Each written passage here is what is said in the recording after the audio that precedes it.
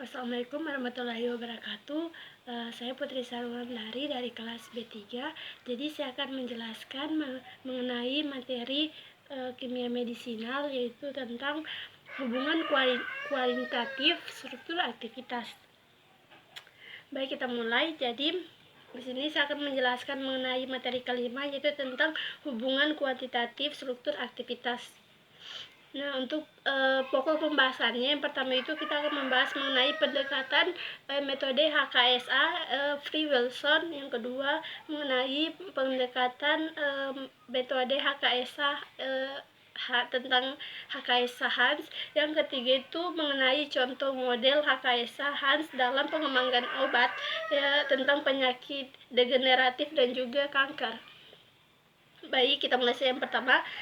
Untuk menurut para ahli, dijelaskan bahwa menurut Krum, Brown, dan juga Fraser pada tahun 1869 bahwa metode HKSA ini adalah aktivitas biologis alkaloid alam seperti strychnine, brucin, tebain, kodein, morfin, dan juga nikotin yang akan menurun atau menghilangkan kesadaran bila direaksikan dengan metil iodida.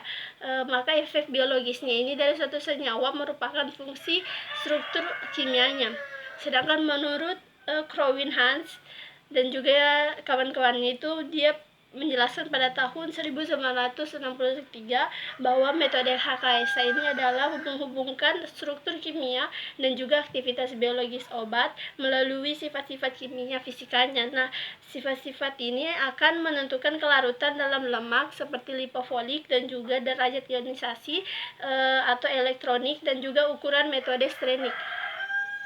Untuk konsep besarnya bahwa metode HKSA ini merupakan aktivitas biologis senyawa yang berhubungan dengan struktur kimia yang pertama kali dijelaskan pada tahun 1869 bahwa Krum, Brown, dan juga Franz menjelaskan bahwa mereka menentukan aktivitas biologis obat melalui beberapa alkaloid alam seperti strychnine, brucin, tebain, kodein, morfin, dan juga nikotin. Nah, setelah mereka melakukan penelitian, mereka kemudian melakukan reaksi dengan metilasi membentuk amonium kuartener. Mereka juga memberikan postulat bahwa efek biologis suatu senyawa merupakan fungsi dari struktur kimianya. Ini ada beberapa. Kemudian materi selanjutnya mengenai beberapa model pendekatan hubungan kuantitatif struktur aktivitas, antara lain itu yang pertama ada pendekatan mekanika kuantum, kemudian yang kedua ini pendekatan koneksitas molekul, dan yang ketiga pendekatan HKSA Hans. Nah, pendekatan semua ini termasuk dalam pendekatan HKSA Free-Wilson.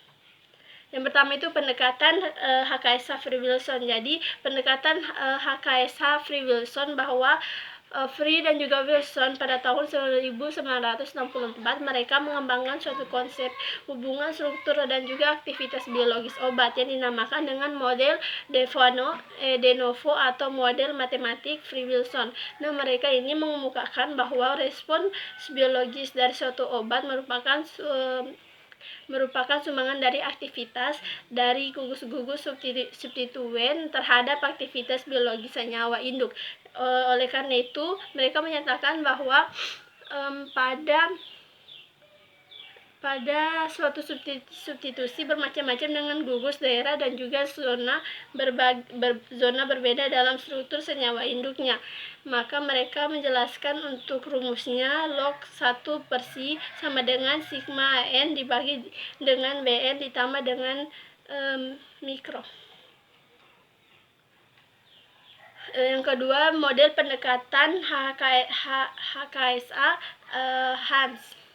Jadi yang kedua ini di mana Hans pada tahun 1963 mereka mengemukakan suatu konsep bahwa hubungan struktur kimia dengan aktivitas biologis atau dalam rumusan log 1/C merupakan struktur turunan senyawa yang dapat dinyatakan dengan parameter-parameter dari sifat fisika kimia dan juga dari substituen, yaitu parameter hidrofobik atau parameter hidrofobik, elektronik, dan juga strenik. Model pendekatan ini disebut pula dengan model hubungan energi realipsion atau pendekatan ekstra termodinamik. Jadi pada pendekatan ini mereka menggunakan persamaan dasar Hammett yang didapat dari kecepatan hidrolisis turunan asam benzoat. Untuk konsep besarnya bahwa dalam metode HKSA ini model Hans lebih dikembangkan daripada model yang digunakan dibandingkan dengan model de novo atau de novo free Wilson. Jadi karena lebih sederhana serta konsepnya lebih langsung berhubungan dengan prinsip-prinsip fisika kimia organik yang sudah ada, maka mereka dapat menghubungkan linear dan juga non-linear, data-data parameternya juga, dan sifat fisika kimianya, bahwa substituen itu sudah banyak tersedia dalam tabel-tabel, dan juga model Hans ini lebih banyak digunakan karena bisa menjelaskan hubungan struktur aktivitas turunan dari obat. Alasan model de novo kurang banyak berkembang, yang pertama yaitu tidak dapat digunakan bila efek substituennya tidak bersifat linear.